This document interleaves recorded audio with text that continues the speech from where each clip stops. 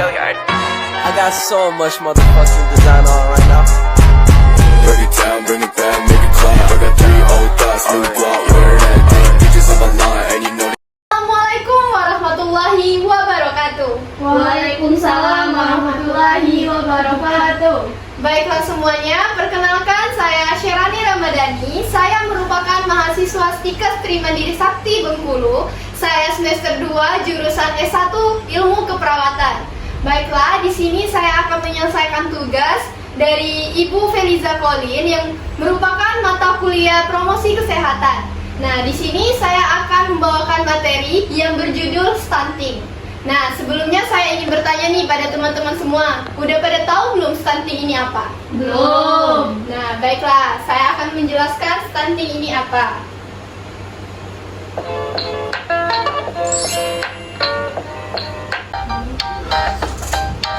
Jadi, stunting merupakan gangguan pertumbuhan yang dialami oleh balita yang mengakibatkan keterlambatan pertumbuhan anak yang tidak sesuai dengan standarnya, sehingga mengakibatkan dampak baik jangka pendek maupun jangka panjang.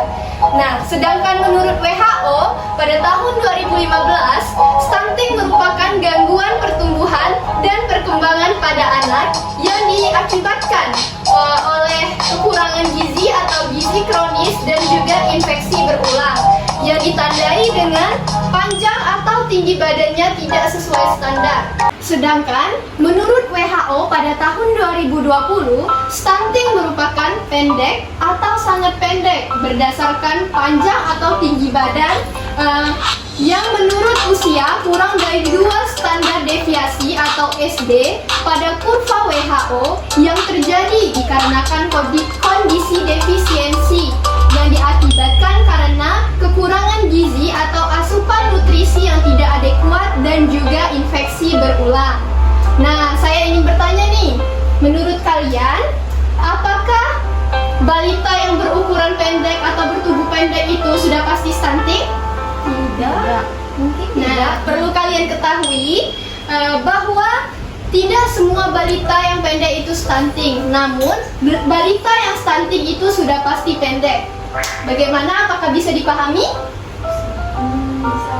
Selanjutnya, apakah kalian sudah tahu penyebab stunting pada anak? Tidak. Baiklah, saya akan menjelaskan. Yang pertama, penyebab stunting pada anak adalah kurangnya gizi pada anak. Perlu kita ketahui bahwa 1000 hari pertama sejak kelahiran bayi merupakan waktu yang sangat tepat untuk memberikan asupan gizi untuk tumbuh kembang yang baik. Anak yang mengalami stunting beresiko memiliki kurang gizi dikarenakan tidak terpenuhinya gizi utama seperti karbohidrat, protein, mineral, lemak, vitamin, dan lain sebagainya. Selanjutnya yang kedua adalah faktor infeksi penyakit.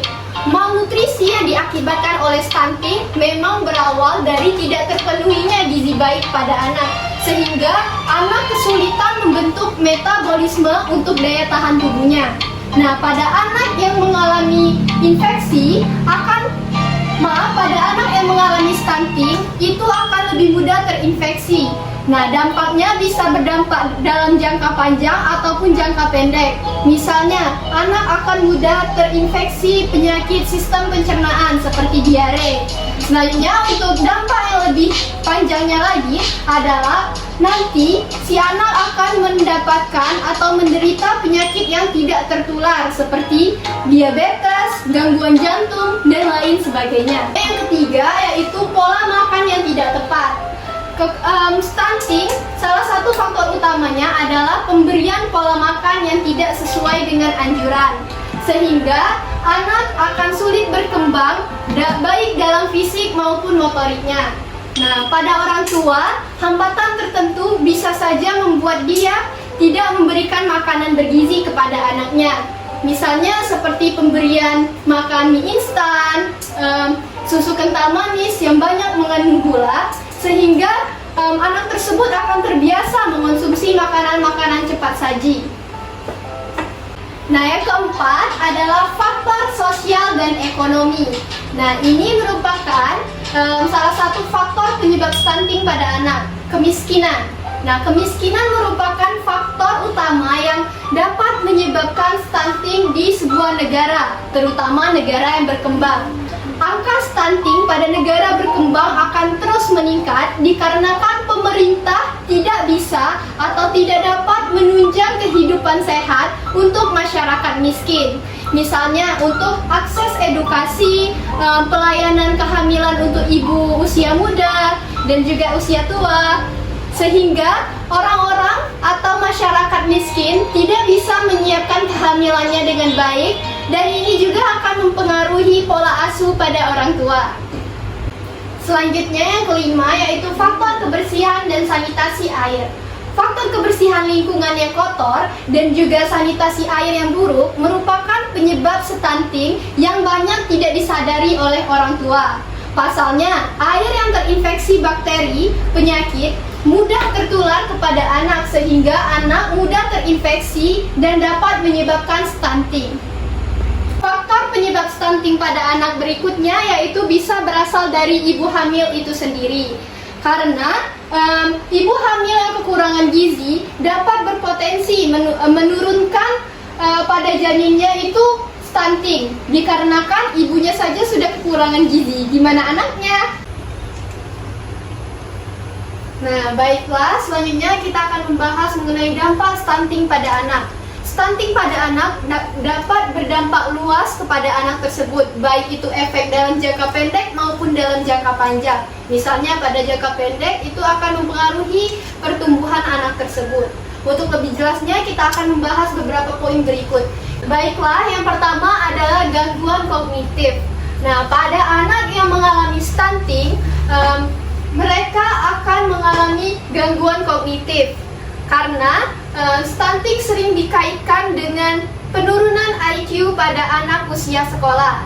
Ini membuktikan bahwa stunting tidak hanya berdampak kepada pertumbuhan si anak, melainkan juga berdampak kepada perkembangan otaknya.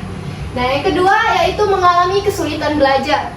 Nah, anak yang mengalami stunting itu pasti akan sulit fokus, baik dalam kegiatan sehari-hari maupun dalam kegiatan belajar. Sehingga ini akan mempengaruhi pengetahuannya ke depan dan akan menyebabkan anak tersebut tidak dapat memahami pelajaran. Selanjutnya yang ketiga yaitu rentan mengalami penyakit yang tidak menular. Nah, riset telah membuktikan bahwa anak yang mengalami stunting pada kemudian hari atau kepada nanti saat dia sudah dewasa, dia akan mudah mengalami penyakit yang tidak menular seperti misalnya diabetes, gangguan jantung, dan lain sebagainya. Nah, selanjutnya yang keempat yaitu imunisasi rendah. Nah, anak yang mengalami stunting akan mudah terinfeksi dengan penyakit sehingga infeksi tersebut akan terus berulang. Imunisasi ini sangat rendah dan tidak berpengaruh kepada anak yang mengalami stunting. Dan yang kelima yaitu kehilangan produktivitas. Nah, pada anak yang stunting memiliki energi yang rendah sehingga keadaan tersebut mempengaruhi atau menghambat produktivitasnya. Karena sudah kita ketahui anak-anak itu sering bermain, waktunya belajar. Namun pada anak yang mengalami stunting, aktivitas tersebut akan terhambat. Nah, selanjutnya adalah ciri-ciri stunting pada anak. Nah, anak yang mengalami stunting memiliki ciri-ciri sebagai berikut. Yang pertama, pertumbuhan melambat. Nah, bisa kita lihat pada gambar berikut, anak yang mengalami stunting akan lebih pendek dibanding anak yang normal karena pertumbuhannya yang melambat akibat stunting. Nah, selanjutnya yang kedua adalah pertumbuhan gigi yang melambat. Dan yang ketiga, berat badan yang kurang. Nah, pada anak yang stunting, selain dia memiliki ukuran tubuh yang agak lebih pendek dibanding anak normal, nah berat badannya akan terus berkurang sehingga dia akan terlihat sangat kecil. Dan yang keempat, mudah terserang penyakit. Nah, diakibatkan dia mengalami stunting, ini mengakibatkan anak tersebut sulit untuk membentuk metabolisme tubuh untuk daya tahan tubuhnya sehingga dia akan mudah terserang penyakit. Nah, selanjutnya adalah cara mencegah terjadinya stunting pada anak. Yang pertama, konsumsi tablet tambah darah.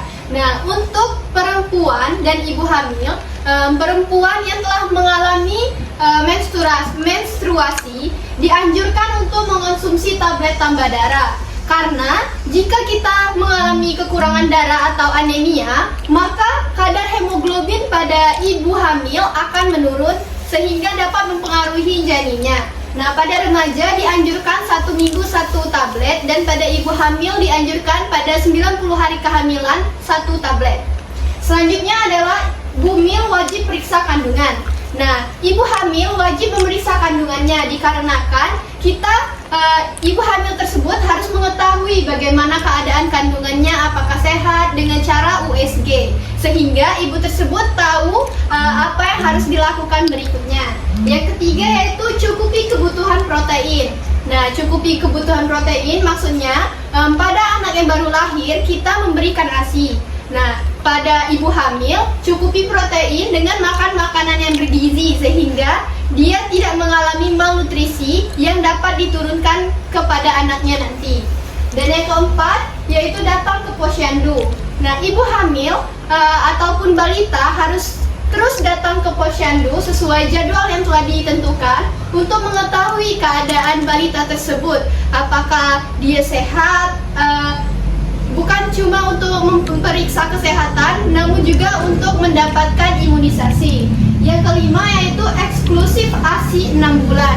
Maksudnya, pada anak dan balita, ibu wajib memberikan ASI.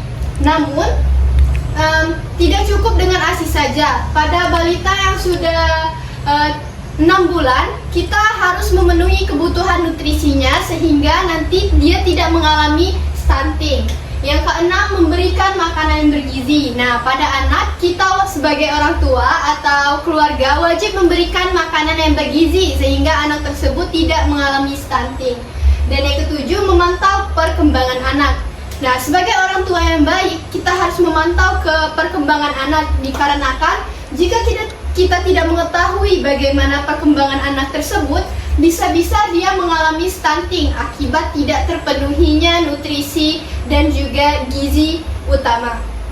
Nah, mungkin ini saja presentasi dari saya, materi yang dapat saya sampaikan. Kepada teman-teman semua, apakah ada yang ingin bertanya? Baik, silahkan.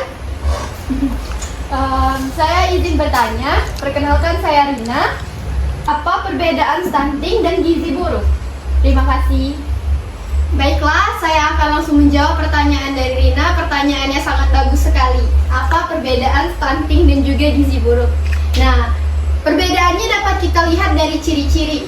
Nah, pada anak yang gizi buruk, ciri-cirinya adalah kulitnya kering, lemak di bawah kulit berkurang, otot-ototnya mengecil. Nah, pada keadaan yang lebih lanjut, bisa saja anak tersebut mengalami perut buncit. Sedangkan stunting, yaitu ciri-cirinya adalah pertumbuhan yang melambat. Bagaimana Rina? Apakah jawaban dari saya sudah dipahami? Ya sudah, terima kasih. Oke, terima kasih kembali. Terima kasih kepada audiens semua yang sudah menyempatkan waktunya. Saya Sherani Ramadhani, saya undur diri. Terima kasih. Assalamualaikum warahmatullahi wabarakatuh. Waalaikumsalam warahmatullahi wabarakatuh.